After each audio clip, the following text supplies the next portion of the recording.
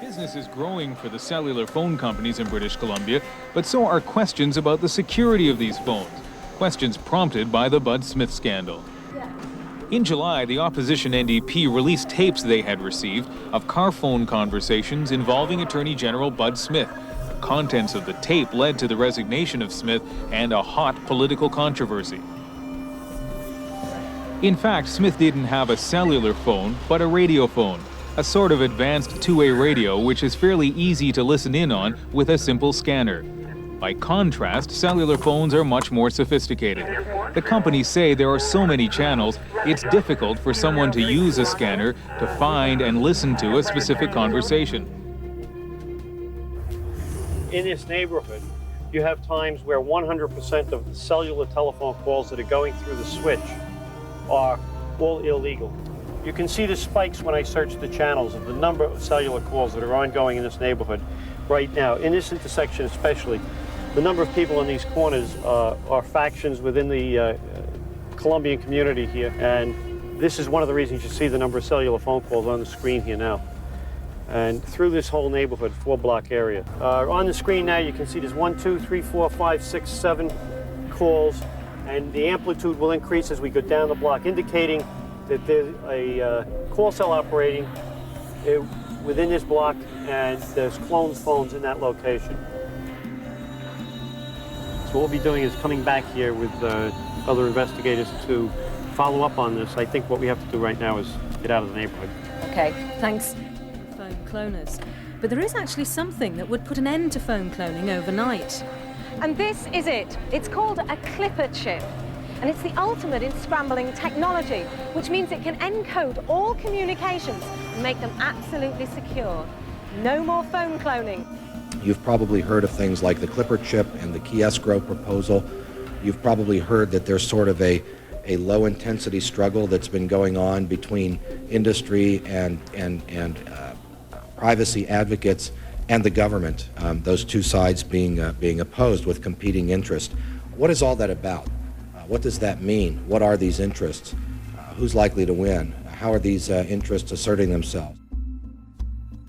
Incidentally, on the contentious question regarding the clipper chip type solutions, nearly 7 out of 10 respondents indicated that the government should not mandate electronic backdoors.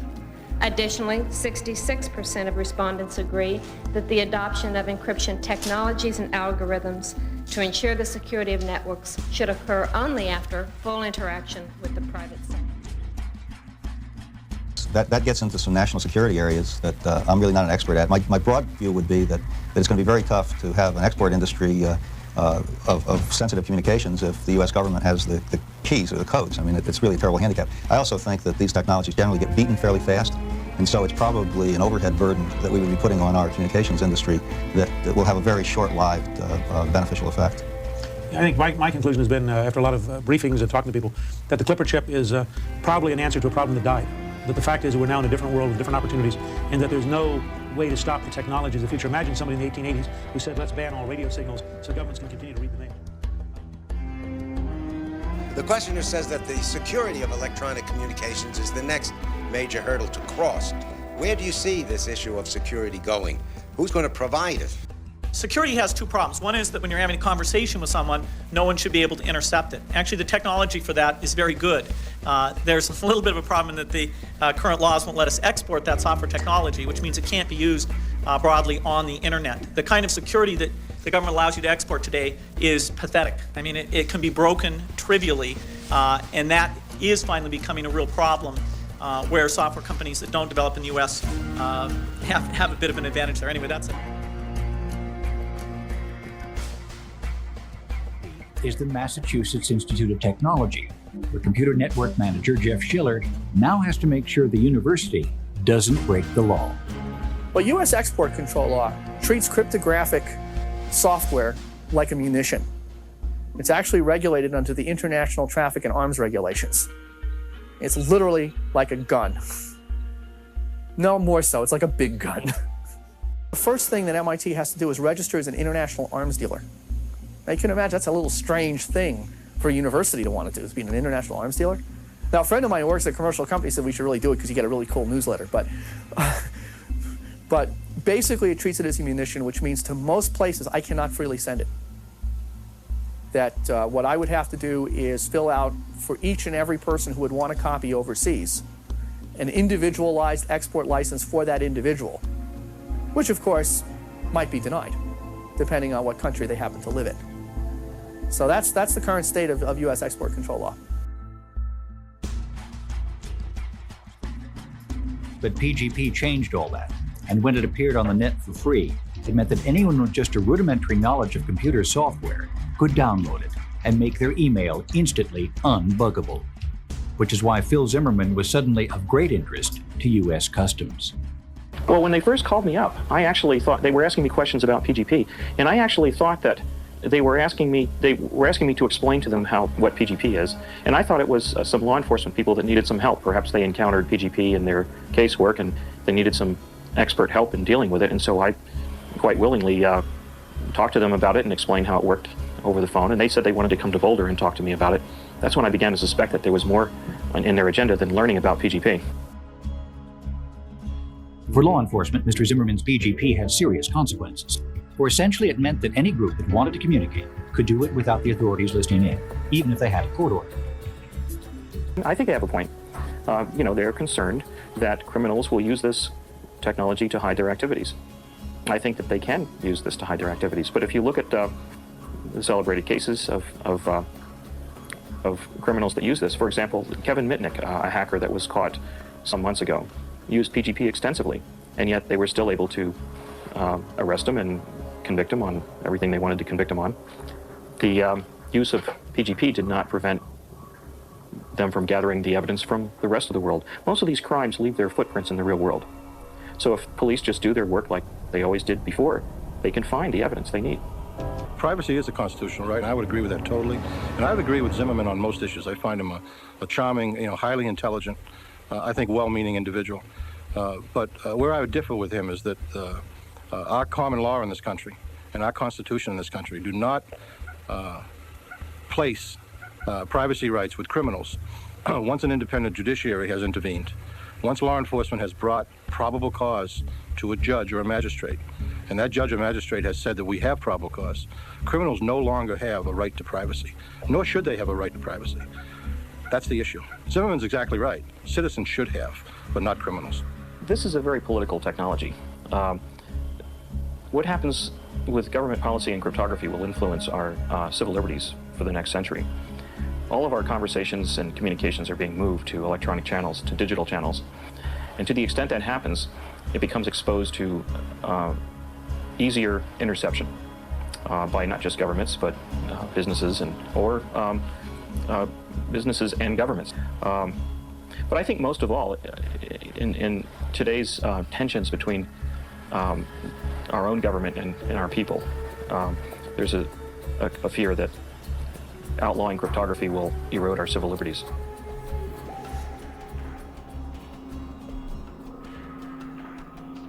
Legislation, as introduced this past Tuesday, offers the strongest investigative assurances that the authority which Congress gave us in 1968 will continue unimpeded by technology. The issue before the Congress and before the public is the updating of the technical assistance requirement embodied in the statute, but of course changed by technology. Services, in effect.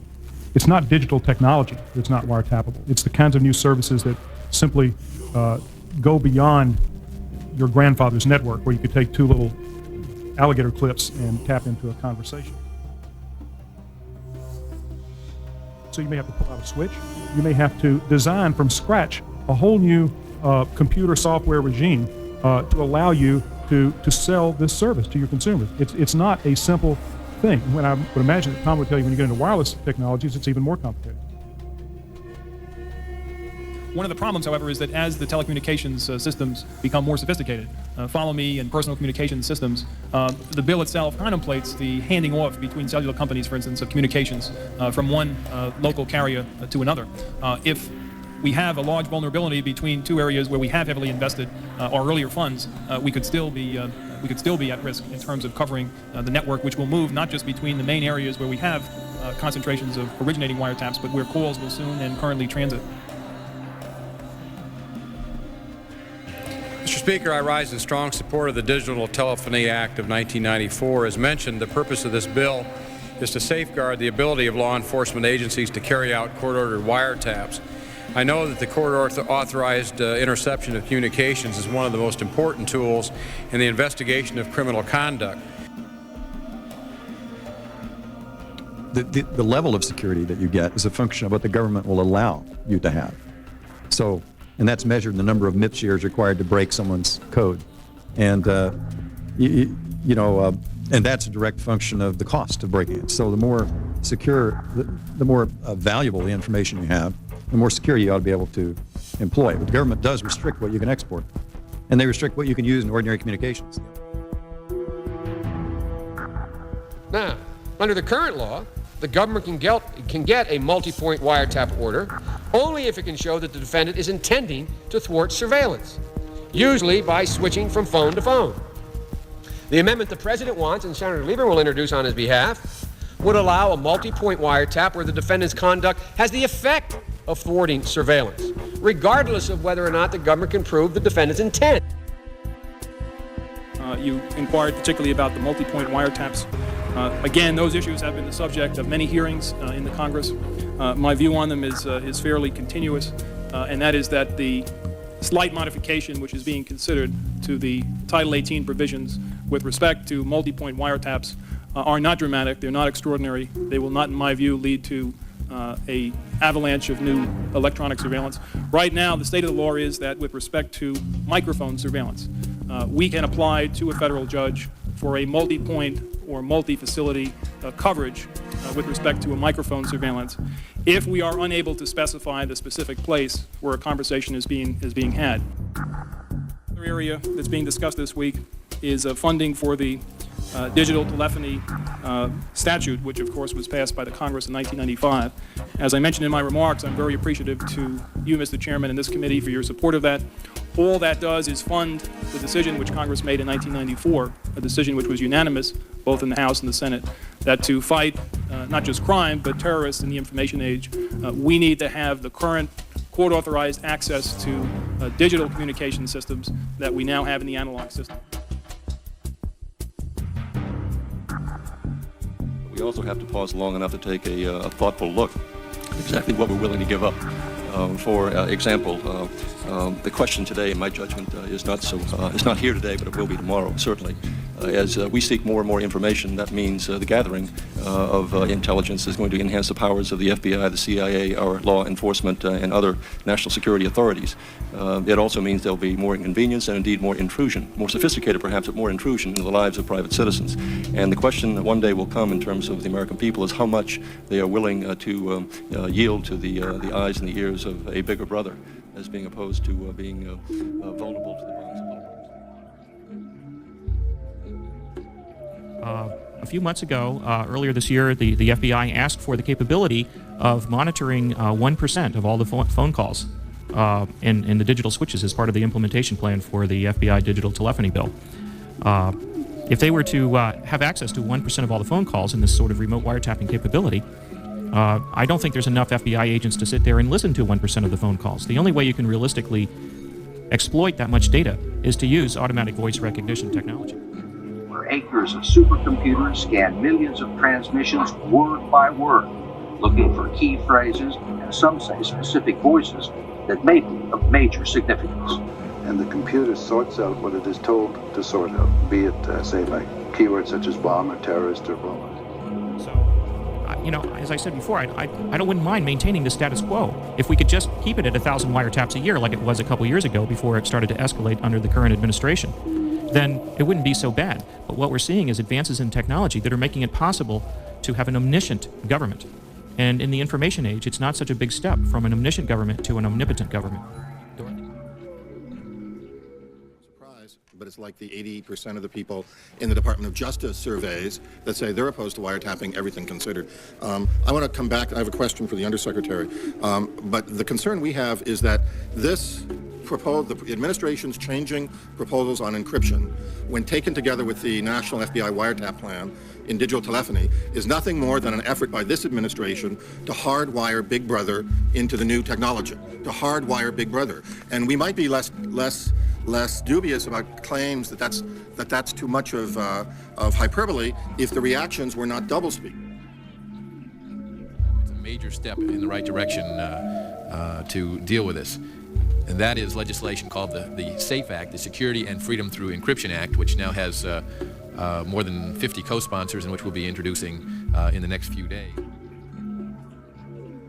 I was told as I became the director that there were two aspects to the threat against court-authorized electronic surveillance. One was access, and that's the digital telephony issue. Will the common carriers and the manufacturers build systems and switches and software which will continue, not give, but continue to give us access per court order to conversations of a criminal nature? If the decision is made that electronic surveillance and court-authorized electronic surveillance is important, but not as important as the commercial interests which go with robust and unbreakable encryption, it seems to me that's a decision that the Congress could make and the country could make, but I think it would be an ill-advised one. Most of the investigators we talked to said they had not yet detected substantial use of encryption by large organized crime groups. This can be attributed to several factors, including the difficulty and overhead of using encryption, particularly the personnel time involved, in a general sense that their environments are already reasonably isolated and protected from law enforcement. In light of strong, commercially available encryption products that are being proliferated within the United States, and when such products are used in the furtherance of serious criminal activity, this center becomes very, very critical to solving the encryption issues that we need to make cases. Pleased with the administration's support to establish a technical support center. This center will provide federal, state, and local law enforcement with the resources and the technical capabilities we need to fulfill our investigative responsibilities. The FBI has already begun planning activities of this critical technical support center. What we are announcing today is first that we are adding insurance companies to the definition of financial institutions. So insurance companies will be treated the same way under this policy as banks and other financial institutions are now. The government, however, under this legislation, if this bill passes, would be able to, quote, issue an order authorizing the interception of all communications made by a particular person, regardless of what telephone he may use, close quote. That is language from the conference report. To argue with a straight face that that is a minor change to our electronic surveillance or wiretap laws is disingenuous. This is a significant change. It needs to be debated fully. I urge that this not be allowed to stand. I rise in opposition to this conference report. On the advertising of electronic surveillance technology. As he indicated, current law prohibits manufacturers from advertising such devices even to legitimate law enforcement agencies. This bill would simply allow such advertising as long as the recipient of the advertising is duly authorized to use these particular devices. I support the legislation and yield back the balance of my time.